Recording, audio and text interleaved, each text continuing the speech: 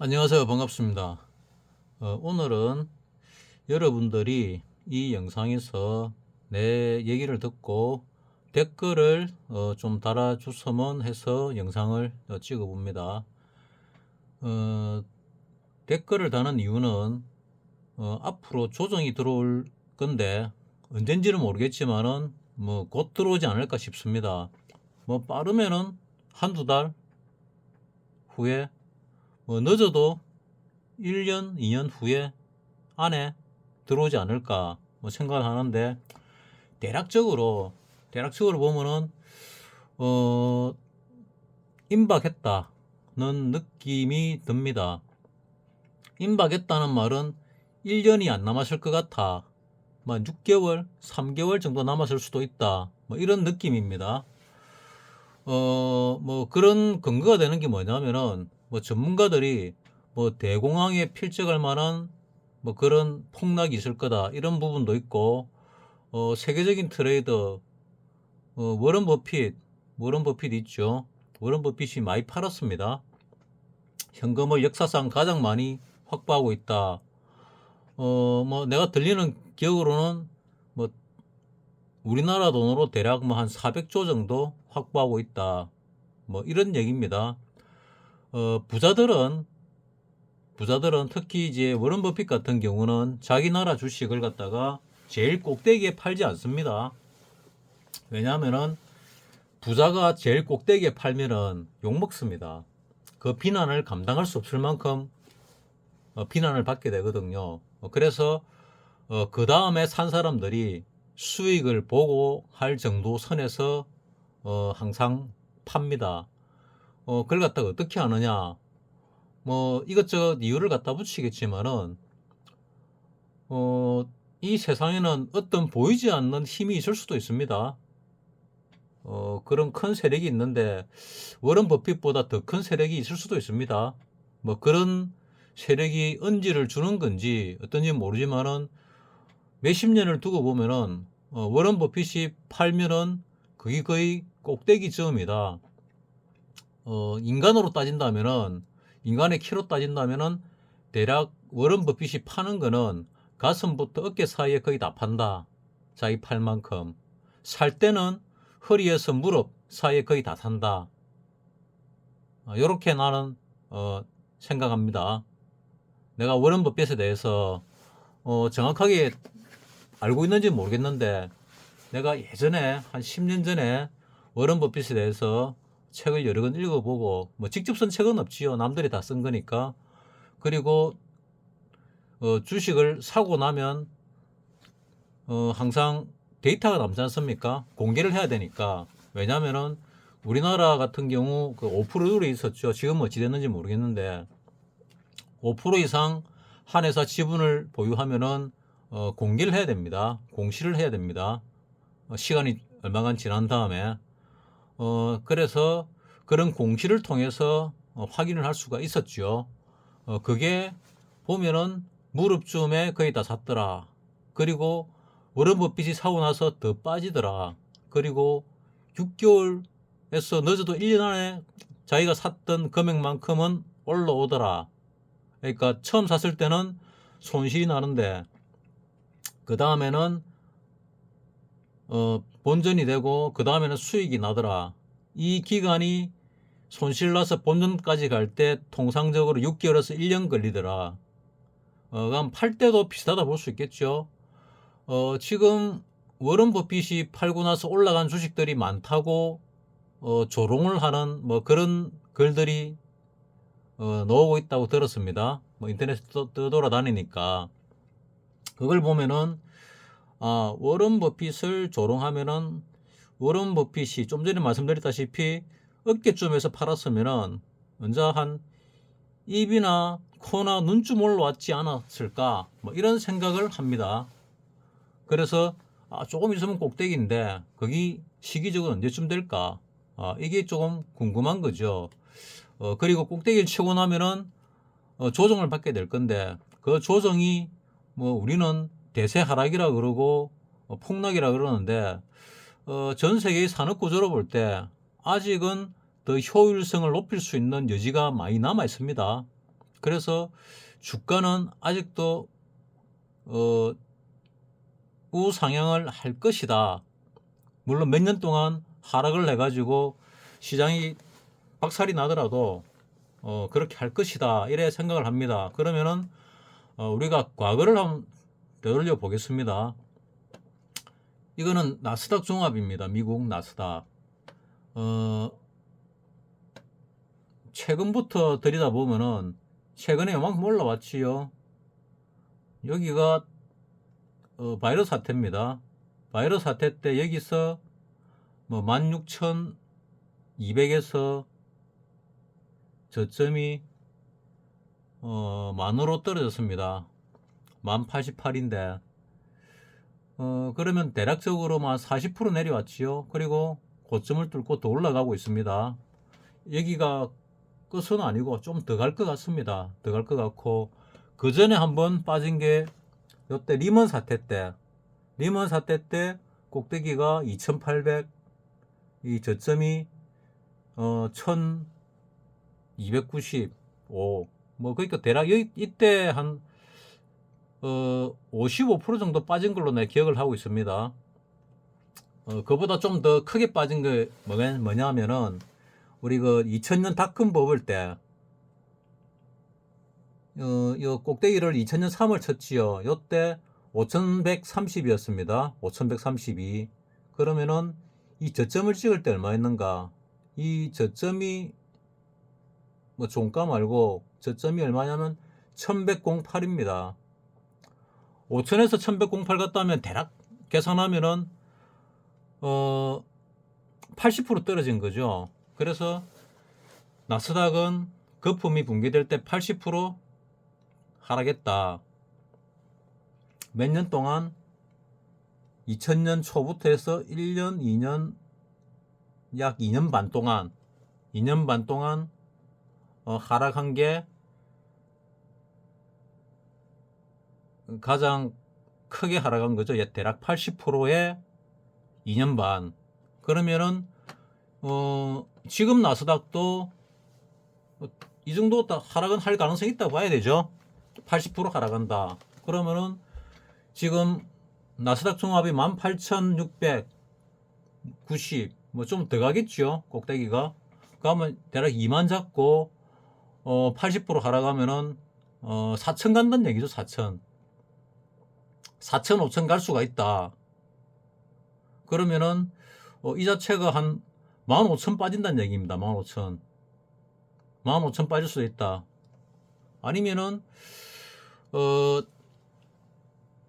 리먼 저점부터 봤을 때 리먼 저점을 여기다 본다면은 리먼 저점에서 여기까지를 보면은 조정받으면 기본 50% 조정이죠.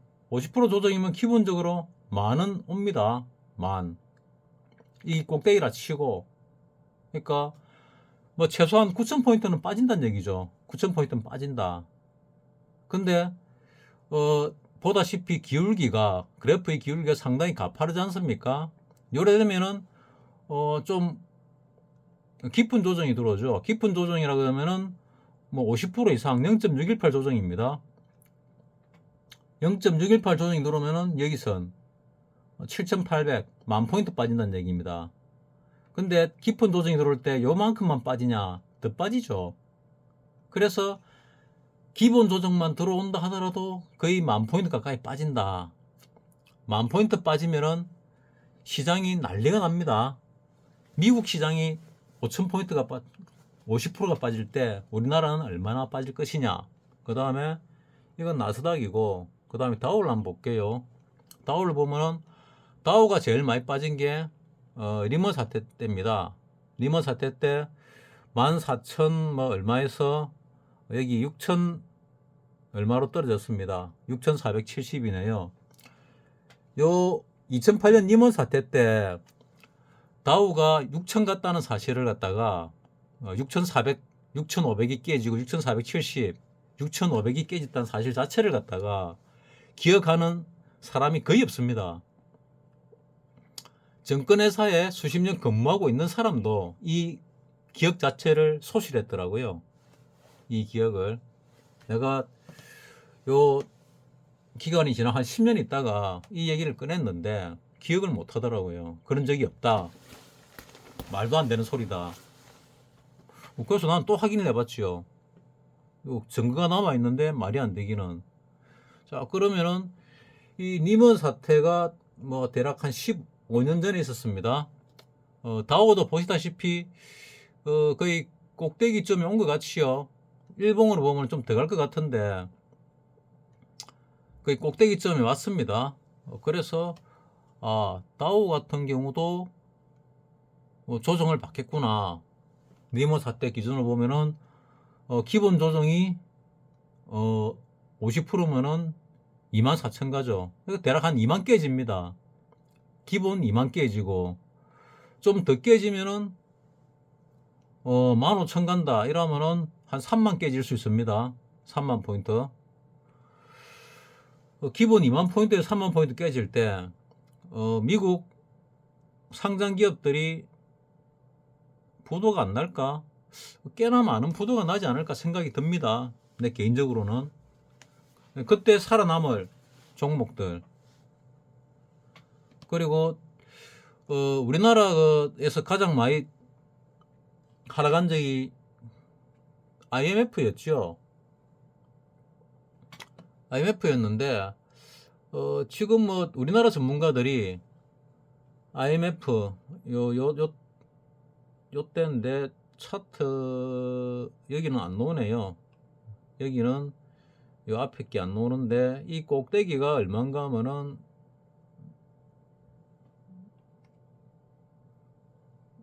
꼭대기가 내 기억으로는 대략 뭐 1100 얼마 뭐 이랬던 것 같은데 뭐 잘 모르겠지만 어쨌거나 777까지 떨어졌습니다. 한 대략 80% 떨어진 걸로 기억하고 있습니다.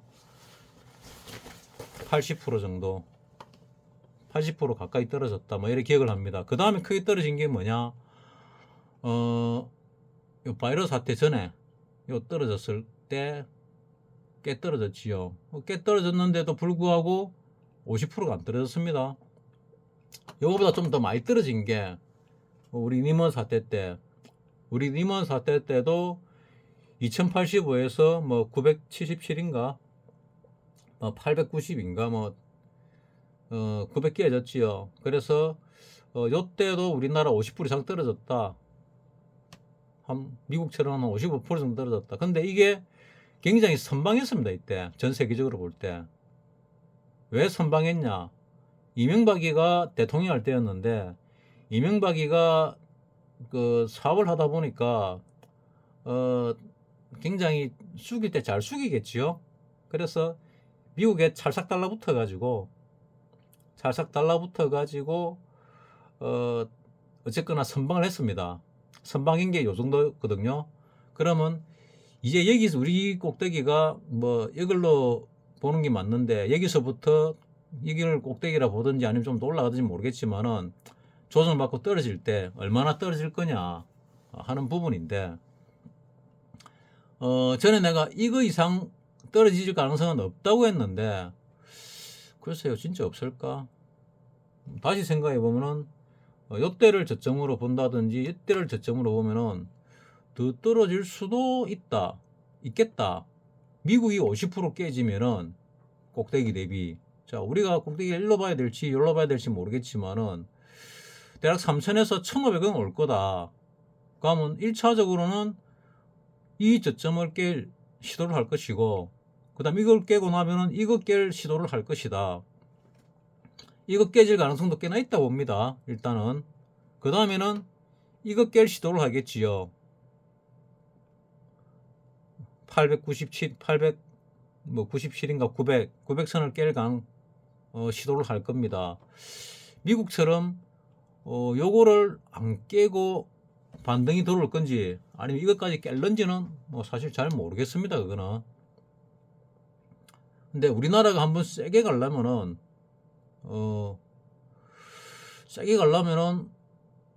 한번 심하게 떨어져야 되지 않을까. 근데 지금 여기서부터 올라가고 조정받는다고 이제 생각을 하고 항상 얘기를 하기 때문에 저점을 이걸로 생각을 하고 있습니다. 일단은 이걸로 생각할 때 미국이 떨어질 때 상당히 떨어질 수 있겠구나 정도. 그러면은 얼만큼이냐? 요 추세 정도 떨어질 것이다. 그럼 일시적으로는 추세를 살짝 뚫는 경우가 있었지요. 그 추세를 뚫고 내려올 수도 있다. 그렇지만 이거 뚫어질 가능성은 거의 없다. 뭐 이렇게 보고는 있는데, 우리나라는 뭐 무슨 리스크가 있는지는 모르겠지만은 별로 올라가지도 못했습니다. 올라가지도 못했는데, 어쨌거나 우리나라 폭락할 가능성은 얼마든지 있다. 지금 우리나라 거의 뭐 그들나 있지요. 지금 우리나라 이 뭐라 그럽니까, 수명이 늘어가지고 예전이라 그러면은 뭐 한 80년대로 얘기할까요? 7, 80년대는 한갑 지나고 몇 년 살다가 돌아가셨습니다. 70을 못 넘겼거든요, 대부분. 근데 요즘 센터 운동하러 가보면은 70대들이 쌩쌩합니다. 70대들이 무게를 갖다가 뭐 역기 바벨 100kg도 들고 150kg 들고 뭐 쌩쌩합니다. 보면은 저 정도 같으면은 옛날로 따지면은 70대 한 30% 정도는 젊은 것 같아요. 예전에 한 50 먹은 거하고 지금 70하고 내 느낌은 비슷합니다. 과거 영상들을 보면은 뭐 얼굴을 보면은 전혀 아닌데 그렇습니다. 그리고 기대 수명이라든지 생존하는 연령 자체가 한 30% 이상 늘었지요. 많이 늘었으니까 뭐 그렇게 보는 것도 맞을 겁니다. 뭐 여성 가임기는 30%에 늘지 않았는데 똑같은데, 일단 나이 들고 나서 노년의 생활이 길어졌다는 얘기죠.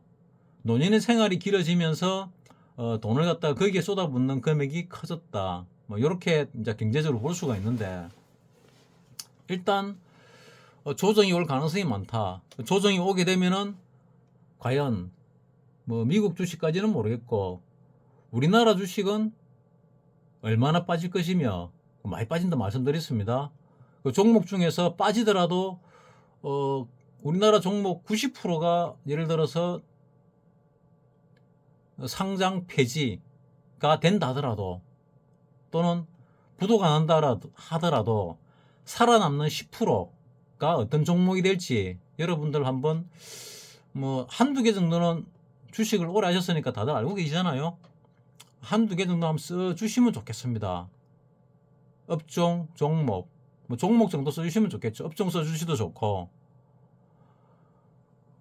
그러면은 뭐 폭락한 다음에 내가 관찰하고 있다가 내가 만약에 돈을 벌면은 그 종목들을 우리 서로 공유하고 한번 들어가 볼까 생각을 합니다.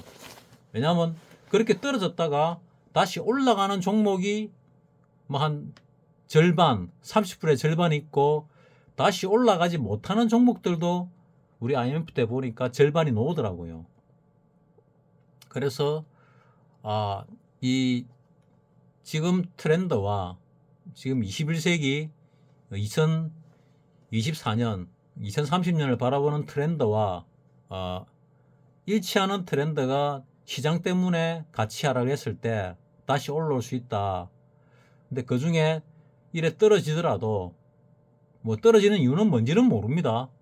거품 붕괴인데, 거품 붕괴의 말로는 결국 전쟁이거든요. 근데 전쟁이 세계대전이 안 날 수도 있고 날 수도 있고, 뭐 공황이 일어날 수도 있고 안 일어날 수도 있고, 근데 금융 쪽으로만 문제가 생기고 말 수도 있고, 리먼 사태는 금융 쪽으로 문제가 생겼는데 앞으로 생길 문제보다는 작았던 문제라고 볼 수 있습니다. 왜냐하면은 지금 생기는 문제는 내가 보기에는 각 국가들이 돈을 많이 찍어내서 생긴 문제입니다. 돈으로 경제를 부흥시킨 그런 경향이 좀 있거든요.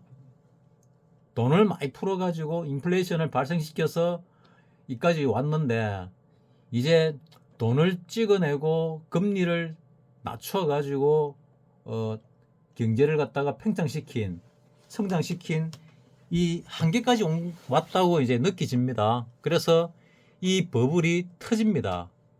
터질 때가 얼마 안 남았는데 뭐 지금 당장은 아니고 최소한 뭐 한 달은 안 터지겠죠. 최소한 한 달 안에는 안 터질 겁니다. 뭐 올해 안에도 안 터질 겁니다. 뭐 빨리 터져야 내년인데 뭐 또 모르죠. 연말쯤에 터질 수도 있을지.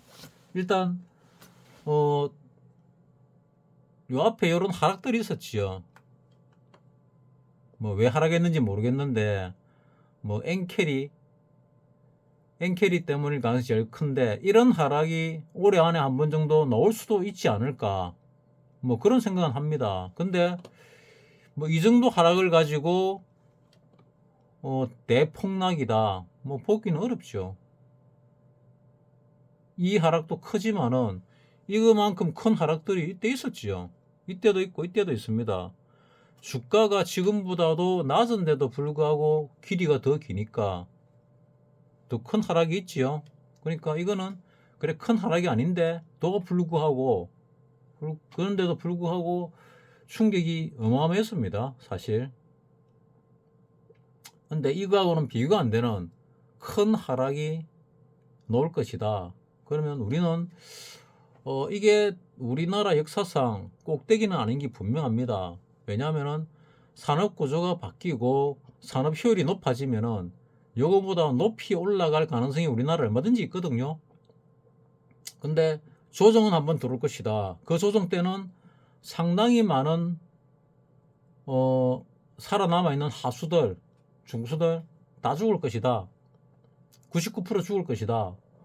고수들도 최소한 절반 이상 한 7, 80% 죽을 것이다. 나 요래 생각을 합니다. 그런 시장이 곧 옵니다. 곧 옵니다. 곧이라 그러면 어차피 온다 하더라도 내렸다가 올랐다가 내렸다가 올랐다가 하면서 오겠지요. 이렇게 2년 반을 지나고 나면은 요렇게 지금 안 보이는데 우리나라 같은 경우 그 IMF 꼭대기를 볼 때 IMF 몇 년을 진행을 했습니다. 시작은 꼭대기는 뭐 90한 5년경인가 꼭대기를 쳤고 바닥은 98년경에 바닥을 쳤거든요. 98년 6월달에 바닥을 쳤습니다. 그러니까 대략 한 3년 정도 진행이 된 거죠. 그러면은 우리나라 같은 경우 여기서 3년이 진행되면 이미 3년 진행되지 않았냐? 1년, 2년, 3년, 4년째 되고 있는데 이때 경제력과 지금 경제력이 좀 다르거든요. 다르니까 어찌 될지는 솔직히 잘 모르겠습니다. 근데 미국의 거품이 터질 때가 다 와간다. 몇 달 안 남았다. 지금 당장을 보면은 좀 더 갈 것 같아. 더 갈 것 같아. 는 게 내 생각입니다. 그래서 어쨌거나 이 영상에는 댓글을 좀 달아주십사 하고 만드는 영상이니까 거기에 맞게 댓글을 좀 부탁드리겠습니다. 마칩니다.